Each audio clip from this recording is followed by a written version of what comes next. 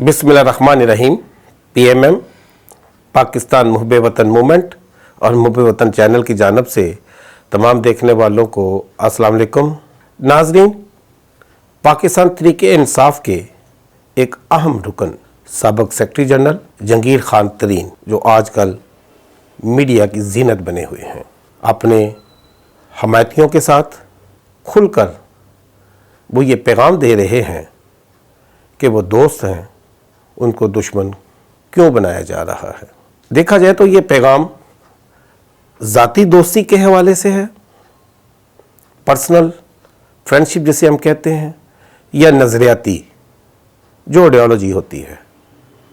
जो इमरान खान साहब अक्सर दावा करते थे कि जो कोई भी उनकी पार्टी के अंदर साथी आ रहा है वो उनके नज़रिए पे ही आ रहा है। अब ये दोस्ती का जो नाम ले रहे हैं, जो पाकिस्तान तहरीक इंसाफ के अहम रुकन समझे जाते रहे हैं, शायद आज भी जिन दोस्तों के साथ वो आते हैं उनकी नज़र में यही अहमियत हो। तो ये दोस्ती और दुश्मनी नज़रियाती प्रोसेस का रुकावट की वजह से है या फिर पर्सनल?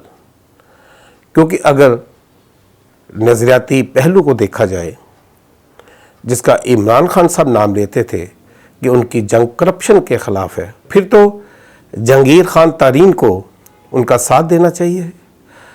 क्योंकि अगर उनकी शुगर फैक्ट्री है या उनका ये कारोबार है तो उसमें ब्लैक मार्केटिंग कैसे होती है या कैसे होते आ रही है, इसी करप्शन को तो जहांगीर खान तरीन भी स्टेज पे खड़े होकर कौम से वादा किया करते थे कि ये जंग माफिया के ख़िलाफ़ है। तो इसमें तो उनको उनकी रहनुमाई करनी चाहिए ताकि कौम की हमदर्दियाँ उनके साथ हों। कौम को नज़र आए कि जो पाकिस्तान में कई दहाइयों से खेल खेला जा रहा है, जहाँ पर माफिया मुख्तलिफ़ तरीक़ों से कौम को मफलूज कर रहा है, उसे हिफाजत बना रहा है, उसे लूट रहा है, माल बना रहा है, उसे कैसे छुटकारा पाना है। क्या ऐसा नहीं लगता कि आज जिन दोस्तों को या अपने हम ख्याल जो ग्रुप है उनका पाकिस्तान तहरीक इंसाफ में, उनको जब वो इकट्ठा कर लेते हैं, इससे शायद यही अख़ज़ किया जा सकता है कि उनकी पावर पॉलिटिक्स में एक ताकत मौजूद है।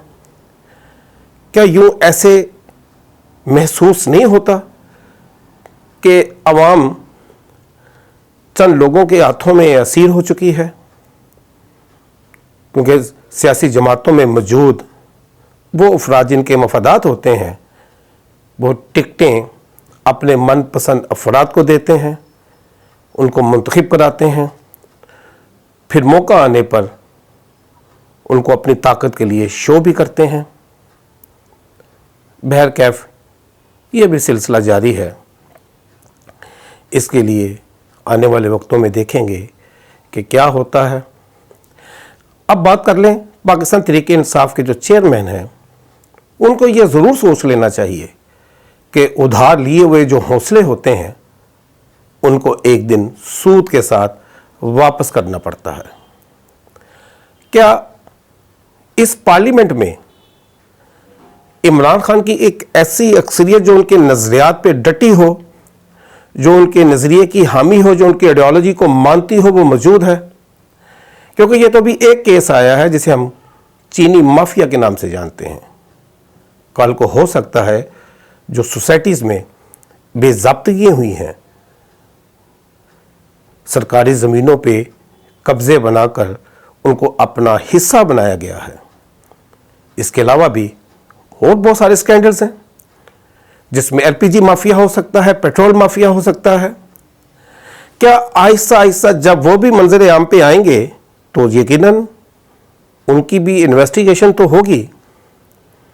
तो क्या वो भी इसी तरह अपने हम ख्याल लोगों को सामने लाकर इस बारे में तंबीह करेंगे कि वो दोस्त हैं, उनको दुश्मन ना बनाया जाए? या फिर इमरान खान इस बारे में मुतमिन हैं कि उनके करीब एक कसीर तादाद ईमानदार लोगों की है, जो रियासत मदीना बनाने में मुआवन साबित होगी, जो इखलाक और किरदार से इस सियासी अमल को बदल देगी, इस गुंडागर्दी का खात्मा कर देगी और तमाम मुल्ज़मान को मुजरमान बनाकर सजाएं देगी, एहतसाब करेगी। खुद ही तो इमरान खान ये कहते हैं कि पैसे की सियासत से करप्शन बढ़ती है और यही इसकी सबसे बड़ी वजह है।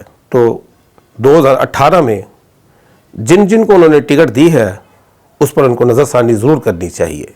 सबसे पहले उनको अपने इर्द गिर्द जो साथी हैं उनको फ़िल्टर करना चाहिए, उनके किरदार को भांपना चाहिए, उनकी नीयतों को जानना चाहिए, परखना चाहिए क्या जैसा वो चाहते हैं वो भी उनके साथ ऐसे ही साथ देंगे या फिर ग्रोह की शक्ल में वक्त के साथ साथ जिस जिस माफिया पे हाथ पड़ता रहेगा वो मीडिया के सामने खड़े होकर दोस्त से दुश्मन बनने के ताने देगा। देखा जाए तो जिस निज़ाम को इमरान खान कोसते आ रहे हैं वो कभी भी अवाम के हक में शायद ना था, ना है, ना होगा। उसका हिस्सा बन जाने से अवाम के भी उम्मीदों को शायद ठेस पहुंच रही है।